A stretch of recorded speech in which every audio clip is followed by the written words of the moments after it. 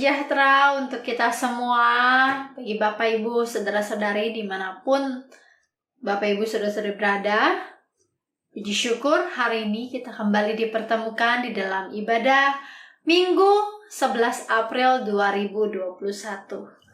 Mari jemaat sekalian, saya mengajak kita semua menyiapkan hati kita, menyiapkan waktu kita, fokus kita hanya kepada Tuhan di dalam beberapa waktu ke depan.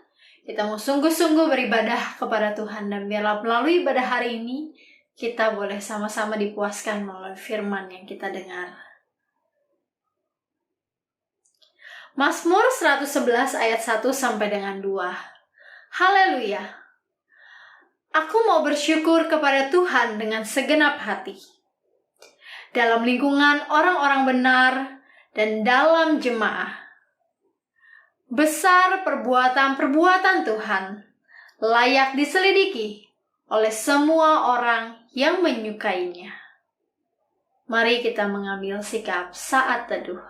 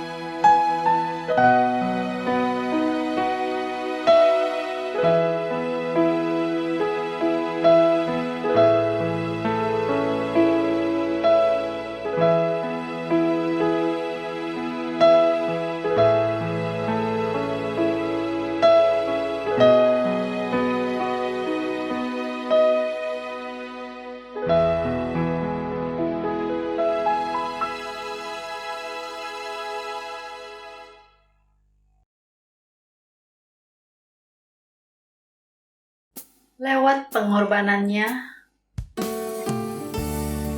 di atas kayu salib telah membuktikan bagi kita bahwa Yesus sangat mengasihi kita. Dan biarlah kita mau persembahkan seluruh hidup kita hanya kepada Tuhan. Mari bersama kita naikkan satu pujian, Hanya Kau.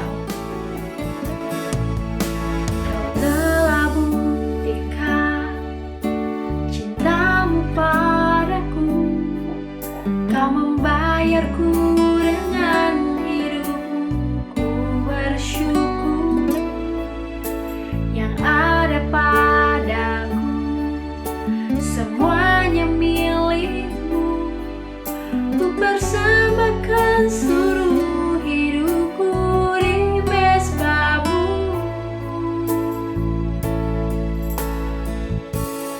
Hanya Kau yang menjadi tempat jawaban, hanya Kau tempatku berharap, berjalan bersamamu ku takkan goyah, sebab tangan kasih-Mu tersedia bagiku. Selamanya Kau ku cinta. Biarlah seumur hidup kita mau mencintai Tuhan sebagaimana Tuhan sudah mencintai kita. Mari jemaat sekalian, kita naikkan pujian ini kembali.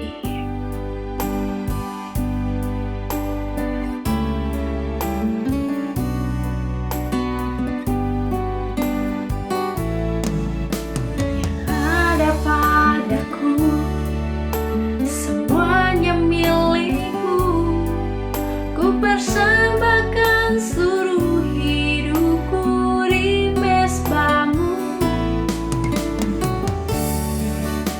yang menjadi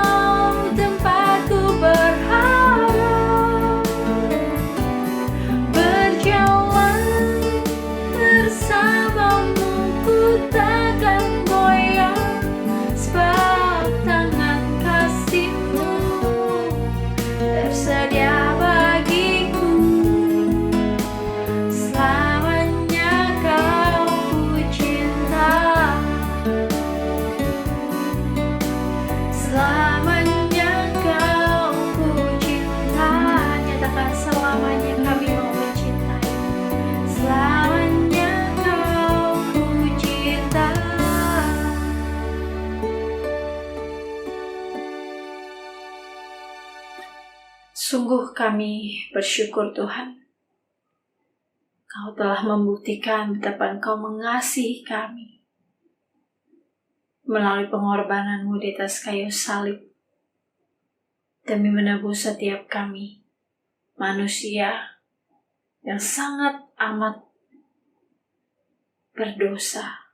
Tuhan, kini saatnya kami yang menyatakan diri kami bahwa selamanya kami mau terus mencintai Engkau. Selamanya kami mau memberikan diri kami kepada Engkau. Ya Tuhan, sebentar kami akan memulai ibadah kami. Tuhan yang pimpin, kiranya puji-pujian penyembahan kami berkenan di hadapan-Mu. Berkati setiap jemaat Tuhan, dimanapun mereka berada, apapun kondisi dan keadaan mereka. Engkau yang maha tahu, Engkau yang maha mengetahui segala-galanya Tuhan. Kami berkati dan menjaganya. Terima kasih Tuhan Yesus. Terpujilah nama-Mu ya Tuhan. Kami siap untuk memuji dan memuliakan nama-Mu, serta mendengarkan firman-Mu. Hanya dalam nama Tuhan Yesus kami sudah berdoa dan mengucap syukur. Amin.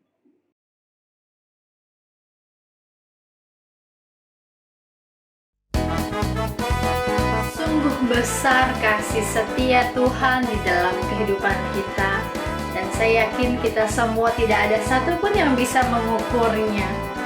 Namun mari Bapak Ibu Saudara sekalian, saya mengajak kita untuk memuji Tuhan. Kita bersyukur lewat puji-pujian. Tiada terukur besar kasih setia-Mu Tuhan, panjang dan lebarnya melebihi lautan,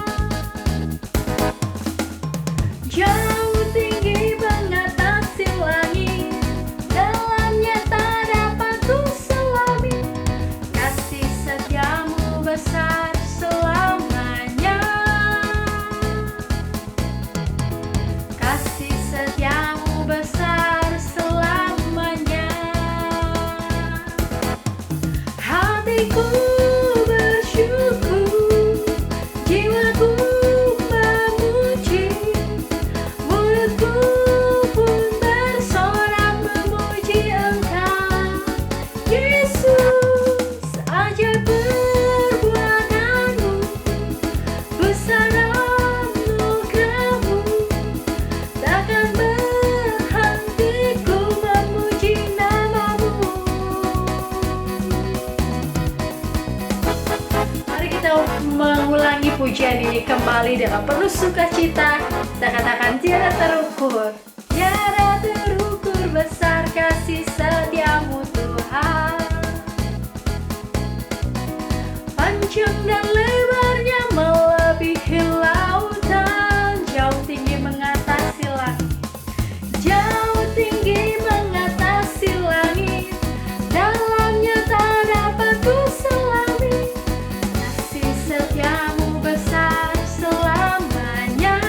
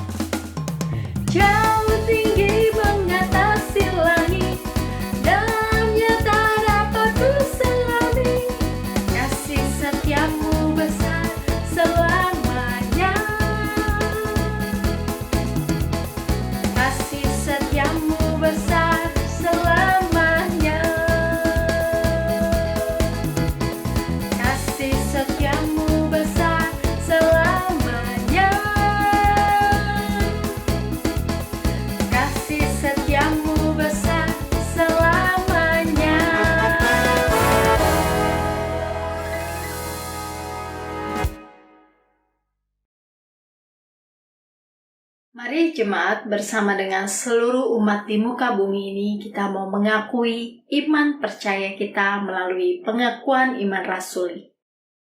Aku percaya kepada Allah, Bapa yang Maha Kuasa, Kali langit dan bumi, dan kepada Yesus Kristus anak yang tunggal Tuhan kita, yang dikandung daripada Roh Kudus, lahir dari anak darah Maria, yang menderita sengsara di bawah pemerintahan Pontius Pilatus, disalibkan, mati, dan dikuburkan. Pada hari yang ketiga, bangkit pula dari antara orang mati, naik ke surga, duduk sebelah kanan Allah, Bapa yang Maha Kuasa, dan dari sana akan datang untuk menghakimi orang hidup dan yang mati. Aku percaya pada Roh Kudus, gereja yang kudus dan am, persekutuan Orang Kudus, pengampunan dosa, kebangkitan daging, dan hidup yang kekal. Amin. Mari jemaat, sebentar lagi kita akan mendengarkan firman Tuhan. Mari kita siapkan hati kita, agar kita boleh siap diubahkan melalui firman Tuhan yang kita dengar. Ku sadar, tak semua dapat aku miliki di dalam hidupku, hatiku percaya rancanganmu bagiku adalah yang terbaik. Walau ku tak dapat melihat semua rencanamu, Tuhan, namun hatiku tetap memandang padamu. Kau tuntun langkahku, walau ku tak dapat berharap atas kenyataan hidupku, namun hatiku tetap memandang padamu. Kau ada untukku.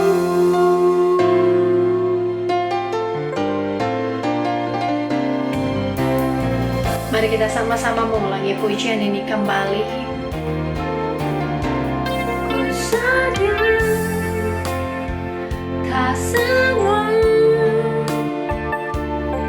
dapat aku miliki di dalam hidupku, hatiku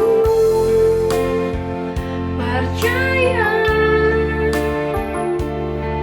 rancanganmu bagiku adalah yang terbaik.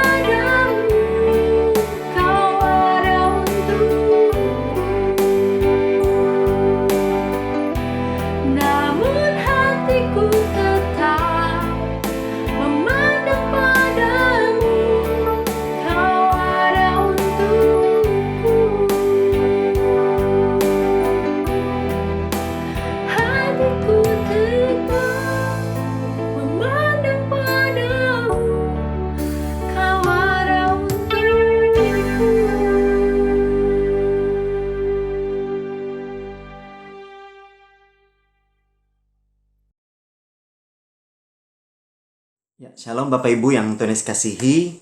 Puji nama Tuhan, kita bertemu kembali di dalam ibadah minggu kita pada minggu kedua di bulan April sesudah kita merayakan Paskah pada minggu yang lalu.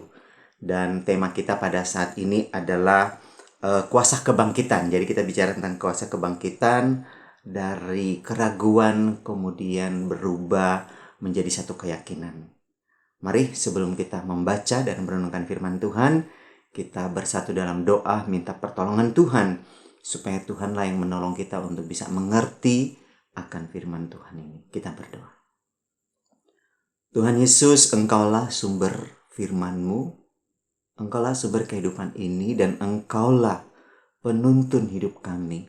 Dan firman-Mu yang kami pegang adalah firman yang hidup, yang menuntun kami untuk bisa terbuka terhadap firman Tuhan, berjalan pada firman Tuhan, dan dituntun oleh kebenaran firman-Mu.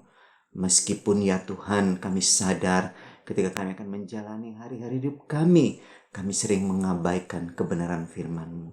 Tapi biarlah Roh-Mu yang kudus selalu memimpin, menuntun kami, dan membuat kami bisa mengingat dan mengerti akan kebenaran firman-Mu. Sehingga kami dimampukan untuk berjalan sesuai dengan firman-Mu. Karena itu berfirmanlah pada kami sekalian, baik hamba yang menyampaikannya, maupun jemaat-Mu, umat-Mu yang mendengarkannya. Demi Yesus Kristus Tuhan yang hidup, firman yang kekal itu, kami berdoa dan mendengarkan firman-Mu. Amin. Saya akan baca buat Bapak Ibu sekalian dari firman Tuhan ini yang diambil dari Lukas 24 ayat 36 sampai 47. Saya hanya akan baca beberapa bagian saja Bapak Ibu dari firman Tuhan ini, tidak semua. Dikatakan begini. Mereka terkejut dan takut dan menyangka bahwa mereka melihat hantu. Akan tetapi ia berkata kepada mereka, Yesus berkata kepada mereka, "Mengapa kamu terkejut dan apa sebabnya timbul keraguan di dalam hati kamu? Lihatlah tanganku dan kakiku, aku sendirilah ini. Rabalah aku dan lihatlah, karena hantu tidak ada daging dan tulangnya, seperti yang kamu lihat ada padaku." Ayat yang ke-44. Ia berkata kepada mereka, "Inilah perkataanku yang telah kukatakan kepadamu ketika aku masih bersama-sama dengan kamu, yakni bahwa harus digenapi semua yang ada tertulis tentang aku dalam kitab Taurat Musa dan kitab Nabi-Nabi dan kitab Mazmur." Lalu ia membuka pikiran mereka sehingga mereka mengerti kitab suci. Dan ada katanya kepada mereka, ada tertulis demikian, Mesias harus menderita dan bangkit dari antara orang mati pada hari yang ketiga.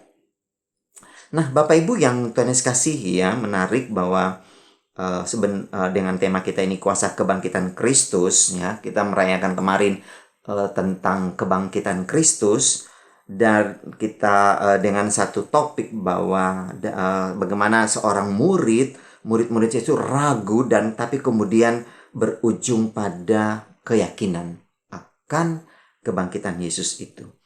Nah, Bapak Ibu yang Tuhan Yesus kasihi, sebenarnya kalau bicara soal kuasa kebangkitan Kristus itu sebenarnya sudah diawali, ya, dari ketika Yesus itu ketika Yesus mati. Sebenarnya Yesus itu berperang melawan kuasa maut dan kerajaan maut. Yang kita tahu di dalamnya itu yang memegang kuasa itu adalah iblis. Ya, kalau Bapak Ibu baca dalam Ibrani pasal 2 ayat 14, di sana dikatakan bahwa iblis itu berkuasa atas maut dan kerajaan maut. Dan karena itu ketika Yesus mati, Yesus itu berperang melawan itu. Ya. Karena itu di dalam 1 Korintus pasal 15 dikatakan, "Hai maut, di mana kesengatmu?" Ya. Tidak ada lagi. Karena apa? Maut sudah dikalahkan oleh kebangkitan Yesus. Dan ketika sebenarnya sudah diawali di situ. Jadi kalau misalnya pas Yesus bangkit, yang disaksikan oleh 3 wanita yang datang pagi-pagi itu sebenarnya ya wujud nyata mereka lihat bahwa memang kubur kosong. Dan mereka masuk ke dalam dan tidak menemukan tubuh Yesus. Melainkan yang mereka temui adalah 2 malaikat yang berbicara pada mereka. Nah, tapi sebenarnya juga sebelum 3 wanita ini datang di pagi-pagi subuh, itu sebenarnya kalau kita melihat kebenaran firman Tuhan, ternyata ya, para penjaga kubur melihat di tengah malam itu, kubur itu terbuka. Dan Yesus bangkit, dan itu mereka menyaksikannya. Tapi kita tahu bahwa mereka itu disogok oleh para imam-imam, para pemimpin agama Yahudi, supaya tidak memberitahukan hal itu. Agar mereka menyampaikan kepada orang-orang bahwa mayat Yesus itu bukan bangkit, tapi dicuri oleh murid-muridnya. Nah, padahal bagaimana para penjaga itu bisa melihat bahwa ada murid-murid mencurinya? Kan tidak ada. Tapi sebenarnya para penjaga inilah yang pertama melihat wujud nyata Kristus itu bangkit.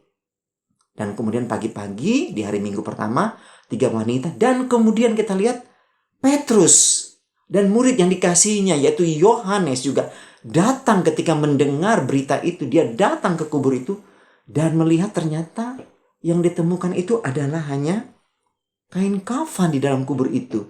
Dan tubuh Yesus sama sekali tidak terlihat. Namun sayang sekali Bapak Ibu, ternyata kuasa kebangkitan Tuhan Yesus ini tidak sama sekali dipercaya. Atau belum dipercaya oleh para murid-muridnya. Dan kita tahu di ayat 41 dikatakan seperti itu. Dan ketika mereka belum percaya karena girangnya dan masih heran, berkata dia kepada mereka, adakah padamu makanan di sini? Jadi Yesus untuk membuktikan bahwa dia sudah bangkit dan dia bukan hantu, dia bukan sesuatu yang tidak bisa mereka percayai bahwa dia sudah bangkit, disuruh minta makanan untuk dia makan. Tapi itu pun ketika Yesus melakukannya, para murid-murid itu masih dikatakan dalam ayat 38 masih ada yang ragu, ya. Ayat 38 sudah dibaca tadi. Mereka terkejut dan apa sebabnya timbul keraguan di dalam hati kamu, kata Yesus, ya. Mengapa kamu terkejut dan apa sebabnya timbul keraguan di dalam hati kamu, hai para murid-murid? Ya Bapak Ibu, gak main-main ini yang ragu, yang belum percaya tentang kebangkitan Yesus itu bukan orang yang jauh dari Yesus, tapi orang yang bersama dengan Yesus, orang yang dekat dengan Yesus. Tapi ketika mereka melihat Yesus tiba-tiba muncul di tengah-tengah mereka, mereka tidak bisa menyaksikan tentang kuasa kebangkitan itu. Tapi yang ada pada mereka adalah keraguan dan mereka juga tidak percaya akan kebangkitan itu. Pertanyaan kita, mengapa mereka belum percaya tentang kebangkitan itu? Dan kenapa mereka masih ragu Bapak Ibu tentang kebangkitan Yesus dari antara orang mati? Nah, tentunya Bapak Ibu, karena bagi murid-murid ini gak masuk akal. Bagaimana mungkin ya ada orang yang mati kemudian bangkit? Ya, itu tidak masuk akal. Walaupun sebenarnya para murid ini sudah melihat bagaimana Yesus membangkitkan Lazarus. Ya.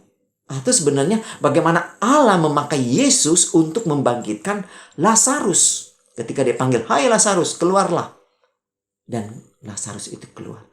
Mereka tuh sudah menyaksikan tentang kebangkitan itu. Tapi ketika Yesus bangkit, itu mereka masih belum masuk akal Bapak Ibu. Nah Bapak Ibu yang Tuhan Yesus kasihi, dan kemudian kalau kita baca dalam Yohanes 20 ayat 9, di sana dikatakan bahwa karena murid-murid itu tidak mengerti isi kitab suci bahwa Yesus itu bangkit dari antara orang mati. Bahwa anak manusia akan bangkit dari antara orang mati. Mereka juga tidak mengerti kitab suci. Nah, walau sebenarnya ya mereka itu sudah dapat konfirmasi dari malaikat bahwa Yesus itu hidup. Malaikat sudah kasih tahu kan bahwa Yesus tidak ada di sini. Yesus itu hidup, Yesus itu nggak mati. Tapi tetap akal sehat mereka tidak bisa terima. Logika mereka tidak bisa terima. Mereka tidak mengerti firman Tuhan. Inilah akibatnya Bapak Ibu. Kalau mereka ketika Yesus berkata seperti itu, bahwa anak manusia harus bangkit dari antara orang mati, itu mereka terima atau mereka respon dengan akal sehat, dengan akal mereka. Jadi kata-kata Yesus itu mereka terima, mereka respon dengan akal manusia yang terbatas, yang mengatakan mana mungkin ada kebangkitan dari antara orang mati. Jadi secara logika tuh nggak bisa, Bapak Ibu. Mereka tidak bisa percaya bahwa Kristus itu bangkit. Nah, Bapak Ibu yang Tuhan Yesus kasihi, nggak masuk akal, ya.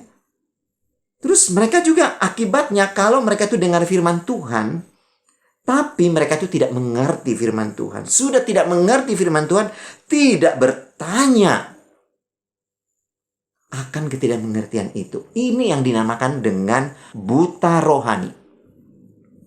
Jadi akibatnya kalau kata-kata Tuhan Yesus diterima dengan respon akal manusia, memang Bapak Ibu logika kita tidak bisa terima. Yang kedua, akibat kalau hanya dengar firman Tuhan, tapi kemudian tidak mengerti dan tidak bertanya, akhirnya yang terjadi adalah apa? Buta rohani. Nah, sebenarnya memang Bapak Ibu bukan hanya murid-murid ini saja yang seperti ini. Yang kalau menerima perkataan Yesus itu atau firman Tuhan dari Yesus itu dengan logika, ya, atau tidak mengerti. Kita tahu bahwa Nikodemus, ya, seorang pemimpin tokoh agama Yahudi, dia pun sama. Kata-kata Yesus itu dia tidak bisa terima dengan logikanya. Bahkan dia tidak mengerti firman Tuhan, kata Yesus.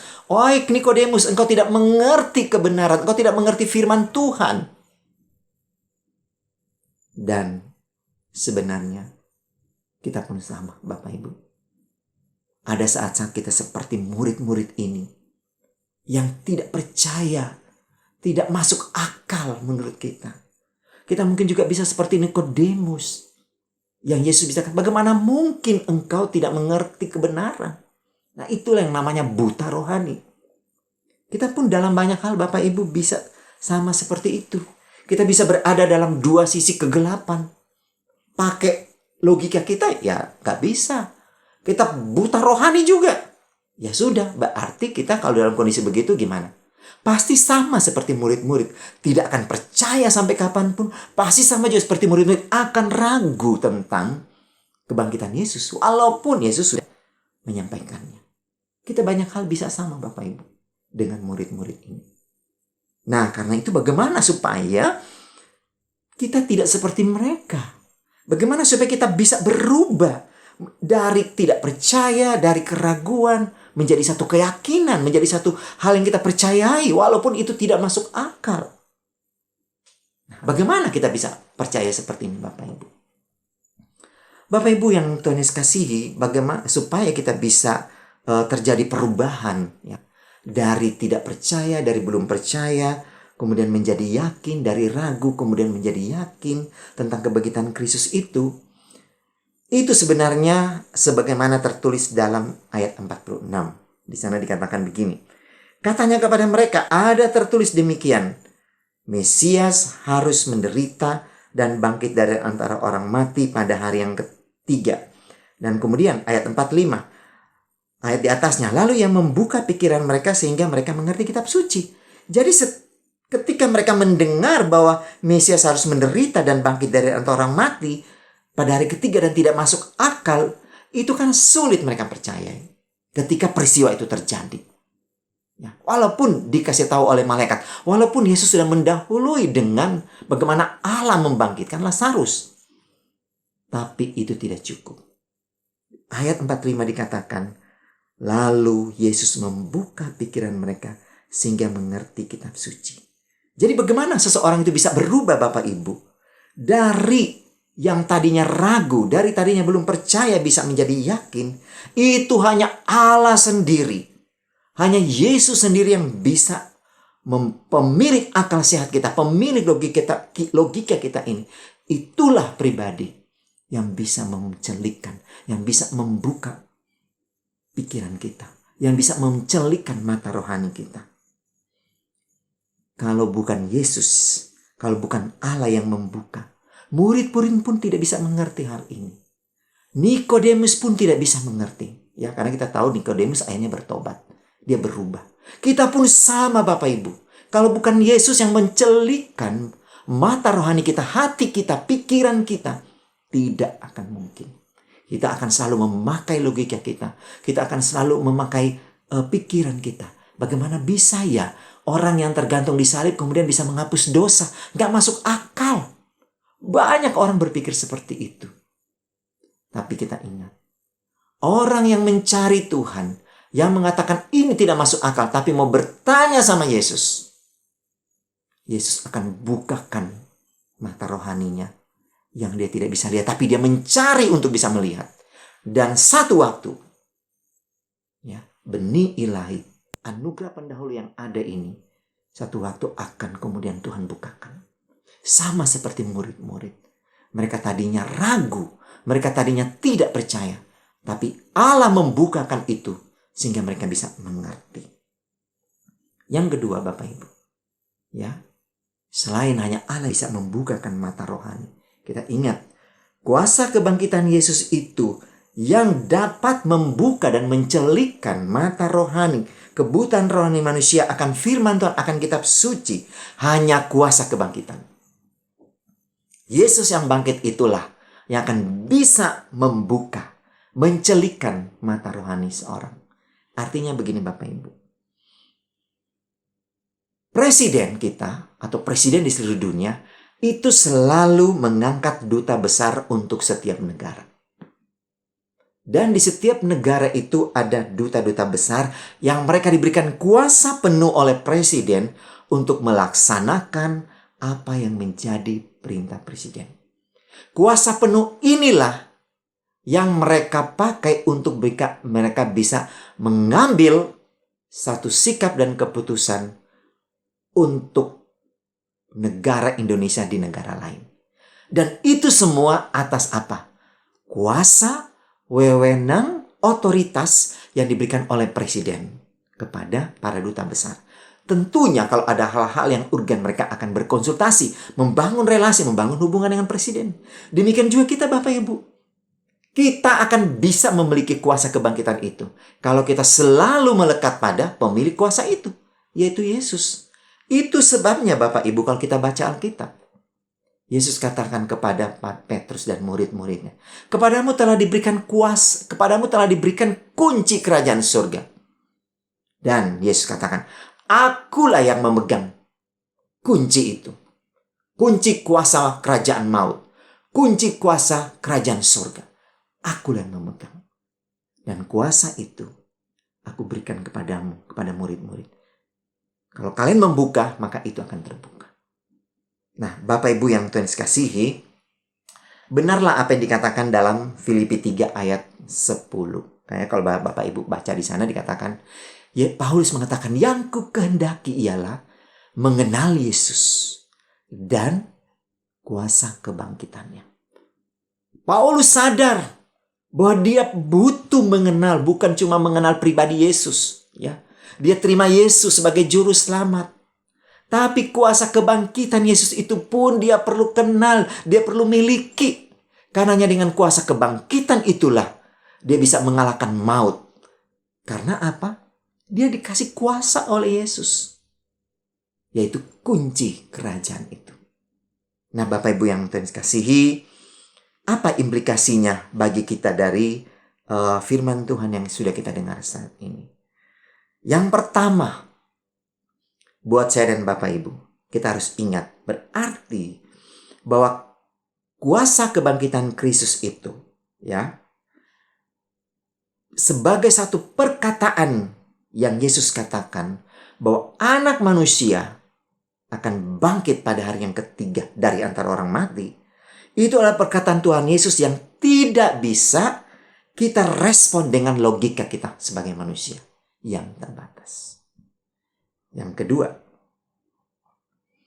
bahwa ketidakpercayaan kita, keraguan-raguan kita, ya, terhadap kebangkitan Kristus, terhadap perkataan Yesus itu, yang tidak masuk akal, tidak masuk logika kita, itu akan menjadi penyebab murid pun akan buta secara rohani. Murid pun, apalagi tidak murid. Dan hanya Yesus yang bisa membuka ya mata rohani yang tertutup itu, yang terkunci, yang tidak bisa melihat, yang tidak bisa memahami, yang tertutup. Hanya Yesus yang bisa membuat orang murid-murid yang tadi ragu, yang tadi tidak percaya, belum percaya, itu mereka bisa menjadi yakin benar Yesus bangkit. Hanya karena Yesus sendiri yang mencelikkan, yang membuka hal itu kepada murid-muridnya. Implikasi yang ketiga Bapak Ibu dari firman Tuhan ini buat kita adalah perubahan keyakinan itu adalah sebagai pondasi, ya. Perubahan keyakinan, ya. Itu sebagai pondasi kita untuk bisa semakin mengenal Tuhan dan mengenal kuasa kebangkitan Yesus. Paulus jika dia tidak bertemu dengan Yesus, ya, di Damaskus, dia tidak pernah akan mengenal Tuhan dan kuasa kebangkitan. Jadi perubahan itu, keyakinan itu terjadi. Itu adalah pondasi. Pondasi iman kita untuk semakin mengenal Tuhan dan kuasa kebangkitannya. Sehingga kita tidak menjadi seorang murid yang ragu terus. Tidak percaya terus. Karena ini tidak masuk akal. Tidak bisa diterima secara logika. Kita tidak lagi menjadi murid seperti itu. Tapi murid yang akan semakin mengenal Tuhan dengan rendah hati. Dan terlebih murid yang mau mengenal kuasa kebangkitan itu. Yang sudah diberikan kepada kita. Tapi kita menjadi murid yang tidak puas. Tapi murid yang mau terus mencari lebih dalam. Akhirnya Bapak Ibu yang Tuhan kasih, benar bahwa kuasa salib Yesus ketika dia mengatakan, "Ya Bapa, ke dalam tanganmu kuserahkan nyawaku." Dan kemudian dia mati. Itulah kuasa salib. Ya. Dia merendahkan diri. Dia mau mati untuk saya dan Bapak Ibu. Tetapi kematiannya membawa kemenangan. Yaitu apa? Kemenangan buat saya dan Bapak Ibu. Yaitu membangkitkan semangat kita untuk ikut Tuhan. Membangkitkan semangat kita untuk apa? Melayani Tuhan. Membangkitkan kita semangat untuk apa? Membangun pertumbuhan kerohanian kita. Membangkitkan semangat kita untuk apa? Ikut terus bertumbuh dalam kelompok pemuridan. Itulah kuasa salib. Itulah kuasa kebangkitan yang membangkitkan saya dan Bapak Ibu. Sehingga kita boleh mengangkat tangan bersorak atas kuasa salib itu. Dan dampaknya buat kita. Sebagai mana Kristus sudah menang dan dia sudah bangkit. Dan kita diberikan apa tadi? Kunci kuasa itu. Kita berterima kasih untuk hal itu. Demikianlah Bapak Ibu firman Tuhan kita pada minggu kedua sesudah Paskah, perayaan Paskah. Kita ingat lagi tentang kuasa kebangkitan Kristus itu yang mengubah saya dan Bapak Ibu, mengubah murid-murid, mengubah saya dan Bapak Ibu, mengubah banyak orang di dunia ini. Supaya ketika mereka tidak percaya, mereka menjadi percaya. Ketika mereka masih menjadi murid yang ragu, mereka bisa berubah hari demi hari terus menerus. Kiranya Tuhan memberkati kita sekalian melalui firman Tuhan ini. Mari kita berdoa. Tuhan Yesus, terima kasih. Engkau sungguh ajaib. Ampuni kami kalau kami dalam hidup ini ya Tuhan. Kadang kami diperhadapkan dengan hal-hal yang membuat kami ragu. Iman kami tergoncang. Ampuni kami Tuhan. Tapi kuatkan kami Yesus ketika kami menjalani hari-hari hidup kami. Banyak hal-hal yang kami tidak pahami. Banyak hal yang membuat kami terbentur. Tapi biarlah Engkau yang tidak terbentur itu akan membuat kami bisa melewati kerikil-kerikil perjalanan hidup kami. Terpuji Engkau Tuhan. Kuasa kebangkitan-Mu tetap untuk selama-lamanya. Dalam nama Yesus Tuhan yang hidup itu. Kami berdoa dan bersyukur untuk firman-Mu. Biarlah Roh Kudus-Mu akan membuat kami mengerti lebih dalam, melaksanakannya dalam hidup kami sehari-hari. Haleluya. Amin. Shalom Bapak Ibu, mari kita mengakhiri ibadah kita dengan bersama-sama menaikkan pujian doksologi.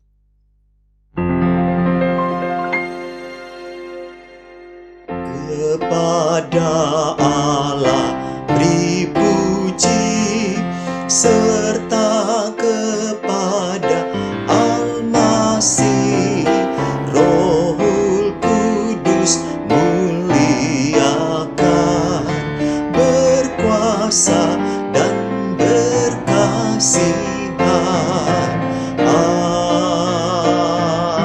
Amin.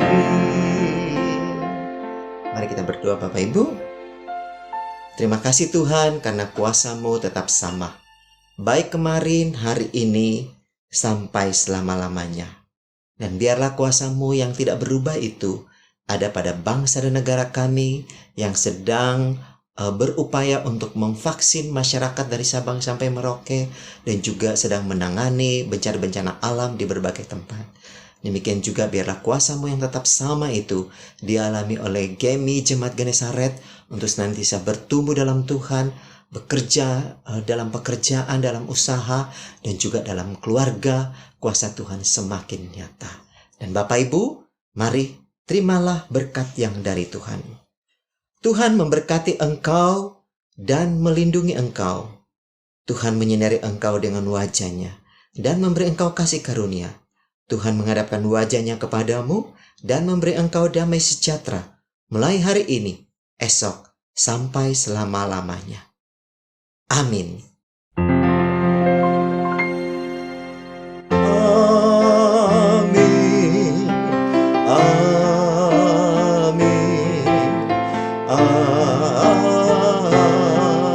Amin. Mari Bapak Ibu kita mengambil waktu teduh, doa secara pribadi.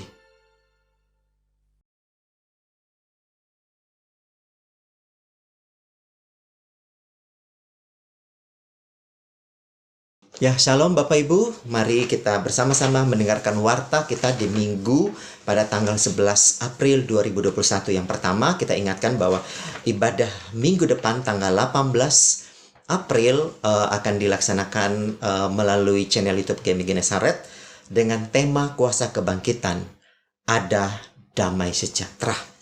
Dan berikutnya untuk doa malam kita pada hari Kamis tanggal 15 April itu akan dilaksanakan pada jam 19.30 melalui via channel YouTube GEMI Genesaret. Dan temanya adalah Kristus memberi hidup yang baru. Dan kami juga berterima kasih pada Bapak Ibu yang sudah memberikan persembahan dan juga perpuluhan dan lain sebagainya. Dan Bapak Ibu juga bisa memberikan hal itu melalui nomor rekening yang tertera ini. Dan bagi Bapak Ibu juga yang ingin berpartisipasi dalam perencanaan pembangunan tempat kita ibadah secara sendiri, Bapak Ibu juga bisa memberikan melalui nomor rekening yang ada di dalam tayangan ini. Dan kami ingatkan kepada Bapak Ibu dan adik-adik remaja atau Bapak Ibu yang punya anak-anak, pada tahun ini kita membuka kelas katekisasi. Mari Bapak Ibu bisa mendaftarkannya dan supaya bisa mengikutinya, karena kelas katekisasi ini kita tidak buka setiap tahun ya. Jadi kita membuka tahun ini dan tahun depan tentunya kita belum tentu akan membukanya. Dan yang bagi Bapak Ibu yang ingin mengikuti katekisasi ini bisa mendaftar melalui seksi keanggotaan diakonia, yaitu Saudara Lose Chandra Jomo. Dan kami juga terus mensondingkan pada Bapak Ibu untuk mengikuti, ayo ikut kelompok pemuridan. Ya, Bapak Ibu, saudara-saudara sekalian bisa ikut kelompok pemuridan dan bisa memberitahukan kepada saya secara pribadi atau juga kepada majelis yang lain bila Bapak Ibu ingin mengikuti kelas pemuridan ini. Dan kami terus mengingatkan dan terima kasih kepada Bapak Ibu yang sudah mau bergabung, mau bertumbuh di dalam kelompok pemuridan ini. Dan akhirnya saya mengucapkan selamat hari Minggu, Happy Sunday today untuk kita sekalian, dan sampai kita ketemu di ibadah yang akan datang di minggu depan. Haleluya. Amin.